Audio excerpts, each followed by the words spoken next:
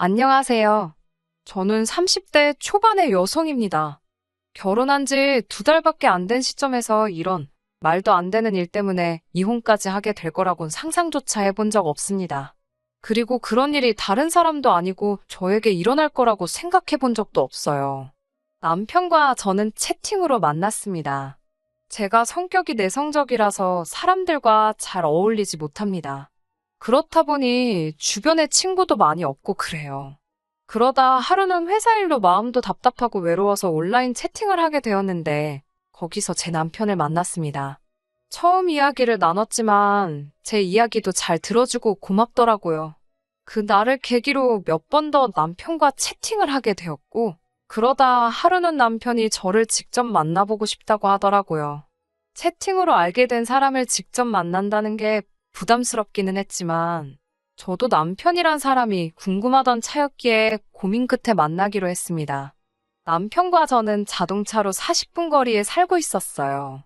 실제로 만나니 마치 오래된 친구를 만난 것처럼 반갑기도 하고 설레기도 하고 그렇더라고요. 그리고 그날 이후로 저희는 연인이 되었습니다. 결혼까지 6개월 정도 교제를 했고 둘 다 나이가 30대였기에 자연스레 결혼까지 이야기를 하게 되었습니다. 시부모님께 남편이 저를 정식으로 소개하면서 저희의 결혼 이야기는 본격적으로 진행되었습니다. 서울에서 좀 떨어진 곳에 위치한 시댁은 앞마당이 있는 전원주택이었어요. 그곳에서 남편과 부모님 3사람이 살고 있었습니다. 당시 시부모님은 근처에서 인테리어 가게를 하고 계셨는데 남편은 시아버지와 함께 공사를 다니면서 일을 하고 있었습니다. 위치상 작은 도시이기도 하고 경쟁업체도 많이 없어서 동네에서 아름아름 공사를 받아가며 한다고 장사가 제법 잘 되는 곳이었어요. 동네에서 데이트를 하면 동네 사람들이 먼저 남편을 알아보고 인사도 건네주고 인사를 건네는 사람들도 다들 남편을 좋아해주는 것 같은 모습이 주변에서도 평판이 좋은 사람처럼 느껴졌습니다. 교제 기간이 짧은 데 비해 결혼을 너무 성급하게 결정한 게 아닌가 했는데 그래도 지역에서 인정받고 평판 좋은 사람이라는 몰랐던 모습을 알게 되니 마음이 놓이기도 했네요. 시부모님은 처음부터 저를 굉장히 마음에 들어 하시는 눈치였어요. 우리 아들에 대해서 잘 알고 있지라고 물어보셨고 1년간 저도 남편을 지켜봐왔으니 당연히 잘 안다고 말씀드렸지요. 하지만 그 안에 얼마나 많은 의미가 포함되어 있던 건지 그때는 미처 눈치채지 못했습니다. 그리고 저는 어려서 부모님을 불의의 사고로 잃고 그 이후로는 이모의 손에서 자랐습니다. 그러다 20살이 넘으면서 바로 독립을 했어요. 이모에게도 이모의 가족이 따로 있었고 아무리 친자식처럼 대해주셔도 제 스스로 눈치 보는 걸 멈출 수가 없었거든요.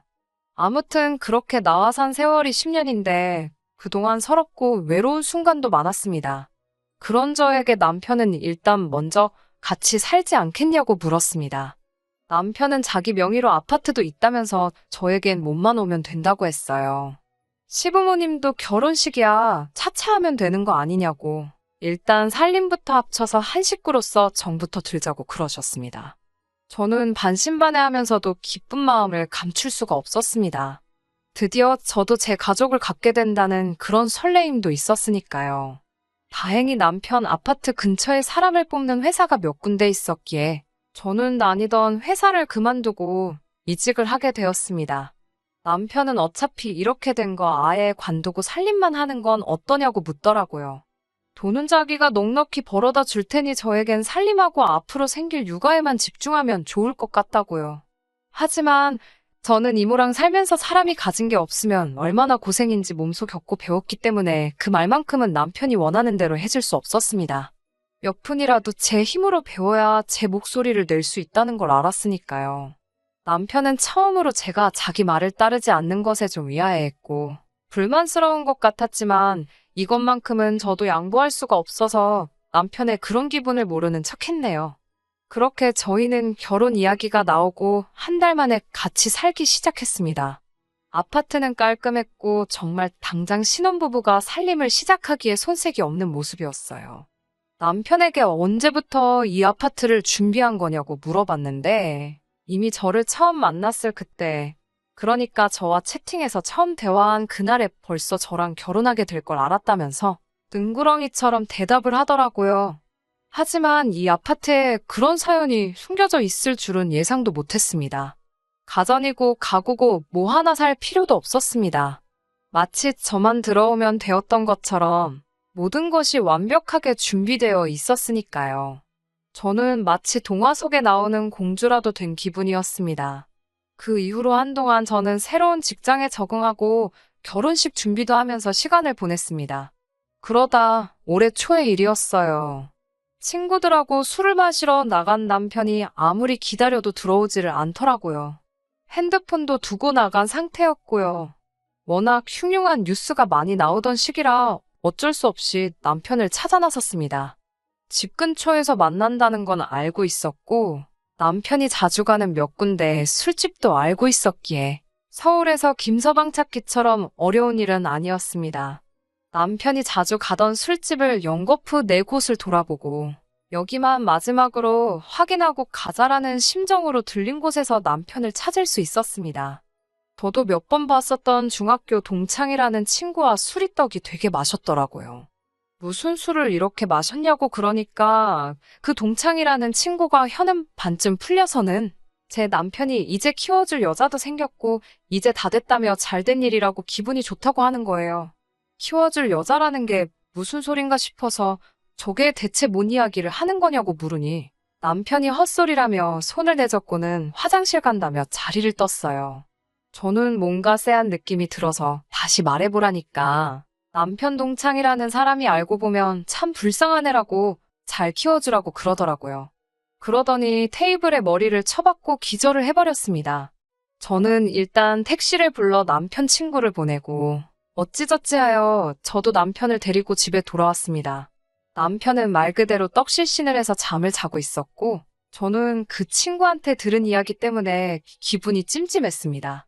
남편이 일어나면 물어봐야겠다고 생각하면서도 쉽게 잠을 이룰 수는 없었고요. 그리고 다음날 아침 술에서 깨 꿀물을 찾는 남편에게 어제 제가 들은 이야기를 물었습니다. 순간 남편은 놀란 토끼 눈을 하더니 지금 무슨 소리를 하는 거냐며 되묻더라고요. 그래서 제가 뭐 키워줄 사람이라든가 알고 보면 참 불쌍한 애라던가 그러더라면서 혹시 나한테 뭐 숨기는 거 있냐고 다시 물었어요. 그러자 남편은 엄청나게 짜증스러운 표정으로 무슨 소리를 하는 거냐며 저에게 드라마를 너무 많이 본 거 아니냐고 그러더라고요. 그냥 자기 친구가 술 먹고 자기를 저에게 잘 부탁한다고 하는 이야기를 뭐를 그렇게 이상한 방향으로 상상해서 확대 해석하냐고 화를 내면서요. 저에게 처음으로 화를 내던 모습이 어색해서 더 의심이 갔지만 저도 그때는 무슨 증거가 있는 것도 아니고 무작정 아니라는데 남편을 추궁할 수도 없으니 미안하다고 했습니다. 남편의 해명이 그럴싸하게 들렸던 것도 한몫했어요. 남자는 결혼하면 애라고들 하잖아요. 그러니 남편과 결혼하는 저에게 키워달라는 표현을 썼을 수도 있겠구나 생각하고 짚고 넘어갔어야 했을 그 발언을 심각하게 받아들이지 않고 회피해버리고 말았습니다. 그렇게 어영부영하다가 결혼식 당일이 되어버렸고 저도 어느새 그날 일은 잊고 살고 있었습니다. 결혼식은 아무런 문제 없이 진행되었어요. 저희 이모가 오셔서 혼주석을 빛내주셨고 하객이 많지 않을 며느리를 배려해 주신다면서 결혼식도 소규모로 진행하셨습니다. 물론 이것도 말만 저를 위한 거였다는 걸 이제는 알게 되었지만 그때는 모든 것이 저를 위해 배려를 해주는 것 같다는 생각에 그저 감사하고 고맙게만 느껴졌네요. 결혼식을 올리고 나서 신혼여행은 시국인지라 제주도로 다녀왔습니다. 신혼여행을 다녀오고 집에 짐을 풀게 되니 그제서야 제가 결혼했다는 게 실감이 나더군요. 함께 지내기 시작한 지도 벌써 몇 달이 된 집이었는데도 새롭게 느껴졌습니다. 저는 저에게도 드디어 평범하고 안정적인 제 가정이 생겼다는 사실이 마치 제가 세상에 새로 태어난 것만큼 기뻤습니다. 하지만 이 기쁨은 오래가지 못했습니다. 신혼여행을 다녀오고 며칠 되지 않았을 때예요. 시부모님이 저녁을 같이 먹자며 시댁에 오라고 하셨습니다.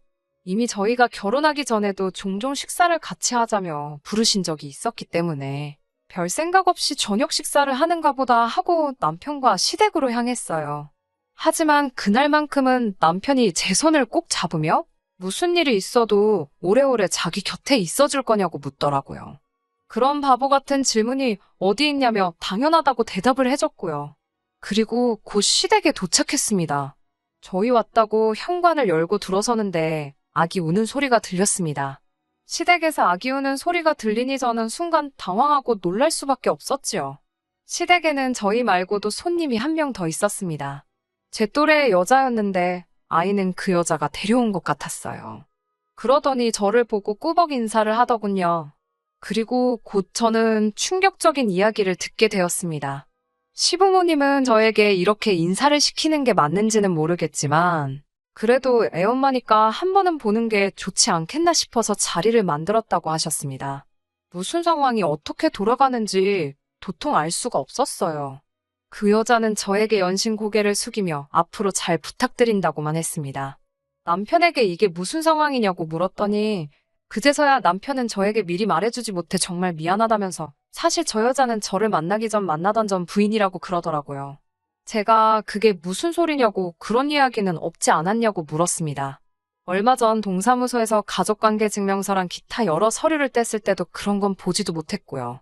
그러자 남편이 말하기를 동거를 했던 사이, 그러니까 혼인신고는 올린 적은 없지만 사실혼 관계였던 사이라고 합니다. 그런데 여자가 임신을 했다는 걸 서로 알지 못한 상태에서 헤어졌고 다른 사람을 만났답니다. 남편은 저를 만났고 그 여자도 새로운 남자를 만난 거지요. 그런데 그 남자가 처음부터 애는 못 받아준다고 해서 지우려고 했다는 거예요. 하지만 저희 시부모님과 남편은 제발 낳아만 달라고 그러면 우리가 뒷일은 책임지겠다며 경제적인 지원을 해주고 있었답니다.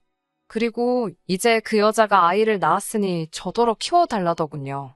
그 여자는 남자가 기다리고 있어서 이제 나가봐야 한다며 눈물 콧물을 제 앞에서 흠뻑 흘리고 가끔 소식 좀 전해달라며 먼저 자리를 떴습니다. 누구 하나 못되게 말하는 사람이 없었고 모두가 서로에게 미안해했지만 저에겐 다 이기적인 사람들로만 보였습니다. 저는 아무것도 잘못한 게 없는데 갑자기 남의 애를 떠안게 생겼으니 황당해서 눈물도 안 나왔습니다. 제가 시어머니께 그래서 저더러 이 아이를 키우라는 거냐고 다시 물었습니다. 그러자 남편도 어차피 아이는 어려서 아무것도 기억을 못할 테니까 처음부터 우리가 친부모라 생각하고 키우면 되지 않겠냐고 그래요. 그 말을 듣는데 제가 너무 황당해서 당신은 친아빠가 맞으니까 상관이 없지만 나는 뭐가 되냐고 소리를 질렀습니다.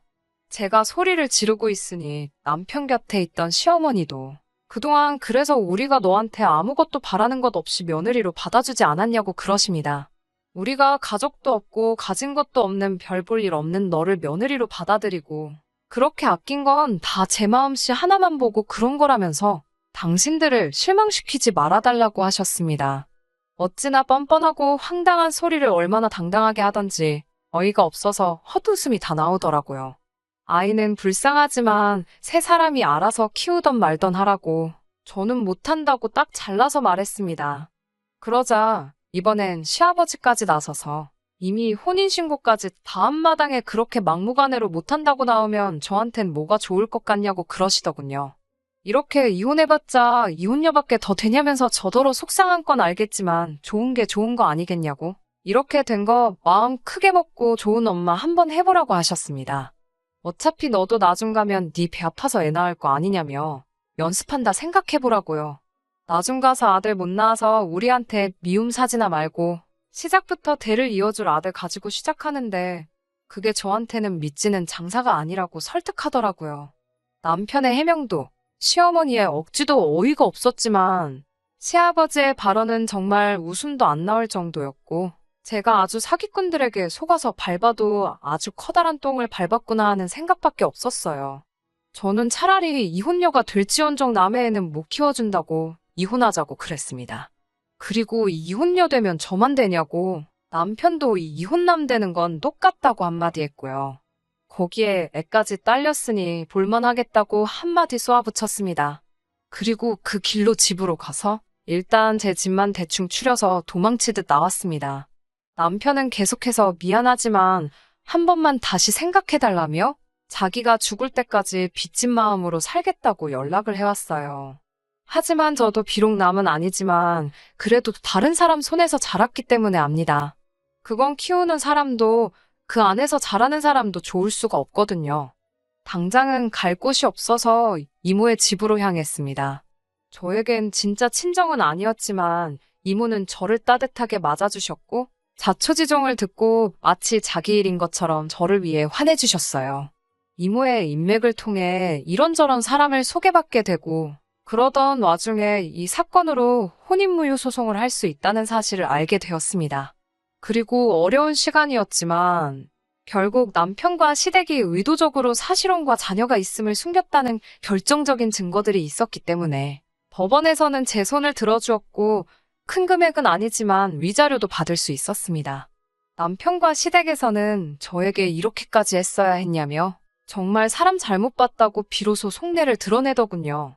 장장 1년간 꿈 같은 일을 겪고 나니 몸도 마음도 많이 지쳤습니다. 그래서 지금은 이모 집에서도 나와서 아예 저랑은 상관없는 전혀 다른 동네까지 내려와서 저의 과거를 알고 있는 모든 사람들과 소식도 끊고 쉬엄쉬엄 지내고 있어요.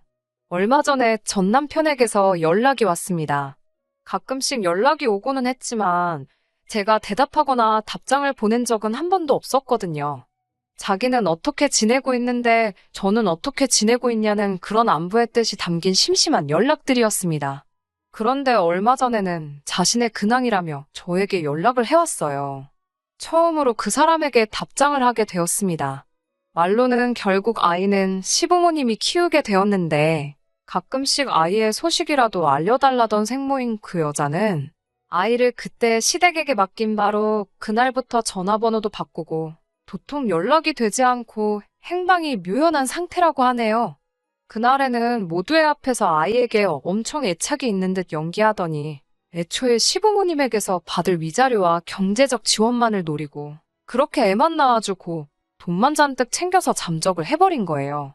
아무튼 친모가 행방이 묘연한 상태라서 어떻게 해보려고 해도 그 아이를 자기 호적에도 올릴 수가 없어서 고민이라고 하더군요. 남편이 제게 연락을 해오는 이유도 단 하나입니다. 이제 자기 부모가 애를 키우게 되었으니 저도 아무런 문제 없는 것 아니냐고. 그러니 다시 자기한테 돌아와 달라고 하는 겁니다. 애가 무슨 잘못이 있냐며 적어도 자기 호적에는 올려주고 싶다고요. 그래야지 나중에 학교도 보내고 할 텐데 하면서 말입니다. 아이가 있다는 사실을 저에게 속였을지언정 우리가 함께한 그 시간들은 거짓이 아니지 않느냐고. 애는 앞으로 부모님이 키울 테니 둘이서 행복하게 살자고 저의 마음을 돌려보려 애를 쓰더군요. 열차 다 떠나고 나서 후회해봤자 소용없는 것 아니냐고 웃기는 소리 하지 말라고 했습니다. 너네 부모가 언제 마음이 바뀌어서 그 애를 떠넘길지 누가 아는 이야기냐고. 그때야 제가 멍청하게 속아 넘어갔지만 절대 두 번은 당하지 않는다고 말해줬어요. 끝까지 저에게 울며불며 자기를 위해서라도 돌아와 줄 수 없냐고 빌던 남편을 매몰차게 끊어냈습니다.